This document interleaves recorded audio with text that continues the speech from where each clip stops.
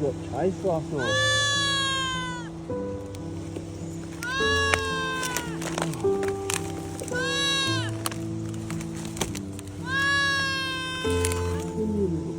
They found this tiny, tiny baby goat stuck amongst a bunch of flood debris on the side of a riverbank. And the night before, they'd actually heard gunshots and sort of distant goat sounds, but they couldn't find any other goats around, just this tiny, tiny baby. I'm not even sure how she made it through the night. It was freezing. It was the middle of winter. I took her into care and actually rushed her straight to the vet. She was so tiny. The vet and I think she was definitely born premature.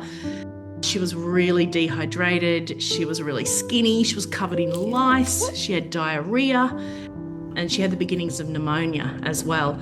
So we quickly got her onto antibiotics and electrolytes and a whole bunch of supplements and got her home and bought some nappies for her and warmed her up and started to try and encourage her to take the bottle, which she was just so sick she didn't know what to do with it. So those first few days were really, really scary because she just wouldn't drink. So she was getting about that much every time, and it would take about an hour to coax her to drink these tiny little bottles of milk. But she turned a corner after a few days and I started to feel like she might make it. She lived in the house for 2 full months until she became just too naughty. So once she was well enough, she was this crazy mix between a newborn and a toddler. So like a newborn feeding schedule and a newborn really super needy, but then also like a toddler, you know, I'd be running around after her trying to get a nappy on her, and it was just total chaos. She'd be eating house plants and eating receipts and jumping on beds. And once she got really big and strong, after about 2 months, I just thought,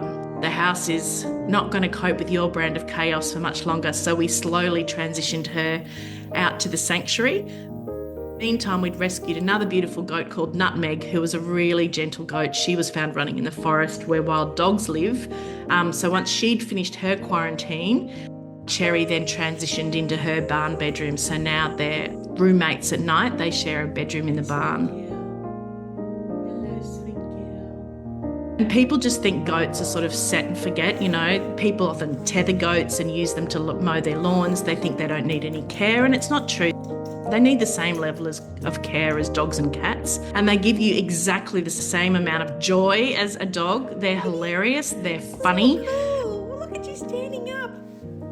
There's a lot of misunderstanding about farmed animals. People don't realise that these beings that we have just decided to eat rather than not invite into our homes as companions are exactly the same. So they're all sentient beings. They all have the same hopes and dreams and fears and desires. They feel love and pain and fear.